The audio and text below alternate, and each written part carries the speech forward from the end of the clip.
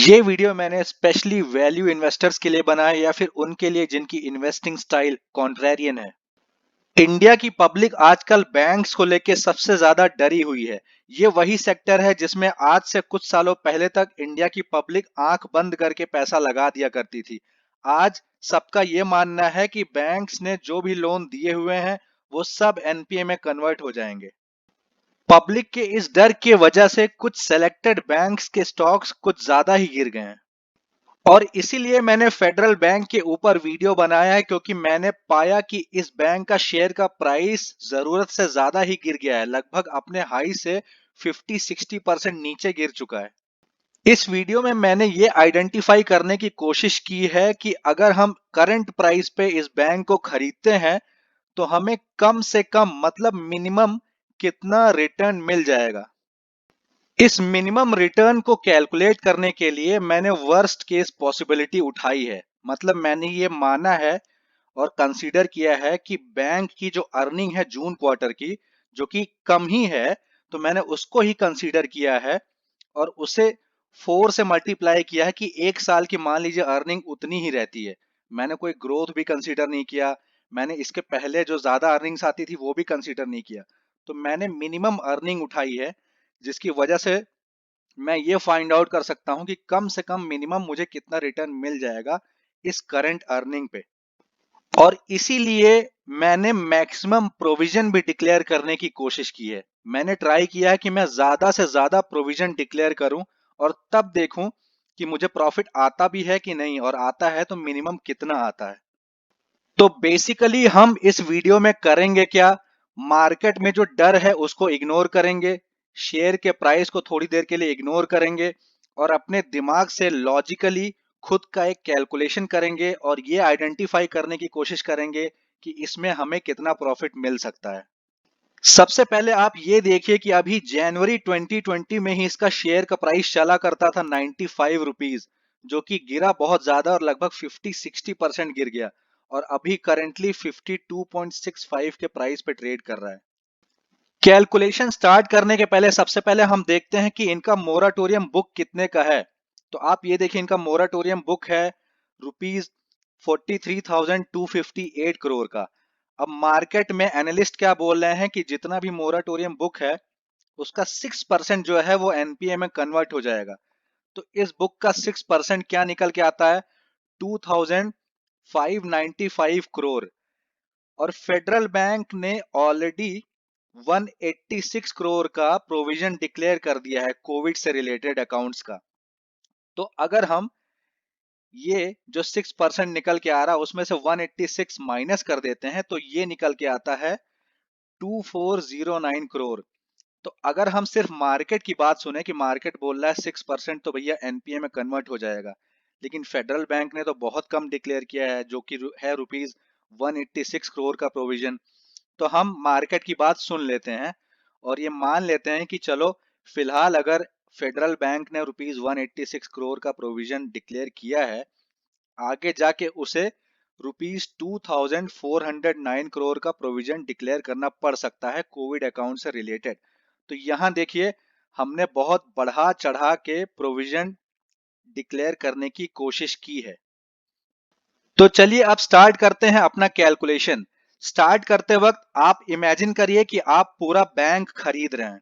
तो पूरा बैंक खरीदने के लिए आप देखेंगे कि करंट शेयर प्राइस कितना है इस बैंक का, करेंटली रुपीज 52.60 है। तो इसके हिसाब से मार्केट कैप निकल के आ रहा है रुपीज 10,481 करोड़। मतलब ये है कि आपको टोटल 10,481 करोड़ देने पड़ेंगे इस बैंक को खरीदने के लिए। लेकिन आप इस बैंक को खरीद तो लिए, उसके बाद आपने पाया कि बैंक के ऊपर नेट एनपीए है 1,477 करोड़ का। और वर्स्ट केस पॉसिबिलिटी निकालने के लिए हम इस नेट एनपीए को लॉस एक्सेप्ट कर लेते हैं, मतलब हम इतना प्रोविजन डिक्लेयर कर लेते हैं। तो आपने इतने का खरीदा, इतना आपको और लॉस हो गया, आपने लॉस एक्सेप्ट कर लिया। तो ये अमाउंट जो है इस अमाउंट में जुड़ जाएगी, क्योंकि आपने इतने में तो खरीदा, साथ में आपको इतना और पैसा देना पड़ा एज अ लॉस। उसके बाद आपने यहाँ एडिशनल कोविड एनपीए डिक्लेयर किया, जिसके बारे में हम अभी बात कर चुके हैं, रुपीज 2409 का, जो कि मार्केट बोल रहा है कि आगे जाके डिक्लेयर करना पड़ सकता है, तो हमने ये भी एक्सेप्ट कर लिया एज अ लॉस।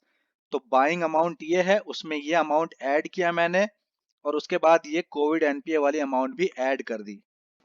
तो इन तीनों को ऐड करने के बाद जो एक्चुअल बाइंग प्राइस निकल के आ रहा है वो आ रहा है 14,367 करोड़। मतलब ये है कि असल में हमारी जेब से इतना पैसा गया।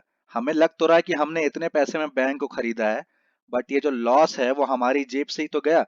तो हमारा जो एक्चुअल बाइंग प्राइस हुआ इस बैंक का, वो निकल के आया ₹14,367 करोड़। अब हमें ये पता लग चुका है कि हमने असल में कितना पैसा दिया बैंक को खरीदने के लिए, जो कि निकल के आया है ₹14,367 करोड़। तो अब हम जून की अर्निंग्स लेंगे। जून का जो ऑपरेटिंग प्रॉफिट था, मैंने उसको 4 से मल्टीप्लाई किया है, तो एक साल का ऑपरेटिंग प्रॉफिट निकल के आया है। ये प्रॉफिट मैंने इसलिए लिया है क्योंकि ये प्रॉफिट कम से कम है, मतलब मिनिमम इतना प्रॉफिट तो बैंक हमें देगा ही, इसके ऊपर जो देगा वो तो अलग से अपना फायदा हो जाएगा। तो इसीलिए हम मिनिमम प्रॉफिट कंसीडर कर रहे हैं, जो कि निकल के आता है 3,728 करोड़। अब यहाँ पे जो हमने एक्चुअल बाइंग प्राइस कैलकुलेट किया है, इसको हम नंबर ऑफ शेयर से डिवाइड करेंगे तो निकल के आएगा एक्चुअल बाइंग प्राइस पर शेयर ₹72.10। इसी तरह हम ऑपरेटिंग प्रॉफिट को नंबर ऑफ शेयर से डिवाइड करेंगे तो निकल के आएगा ऑपरेटिंग प्रॉफिट पर शेयर ₹18.71।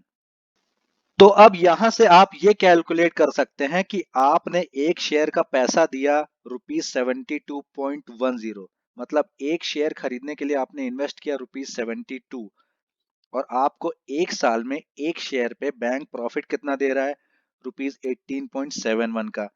तो ये प्रॉफिट एक साल का निकल के आ रहा है 25.95%, जो कि 26% है।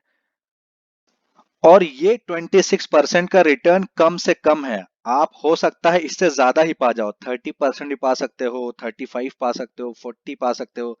जनरली क्या होता है, जब पैनिक होता है तो शेयर का प्राइस काफी ज्यादा गिर जाता है, लेकिन जब माहौल सही होता है तो वो कुछ ज्यादा ही बढ़ जाता है, जरूरत से भी ज्यादा बढ़ जाता है।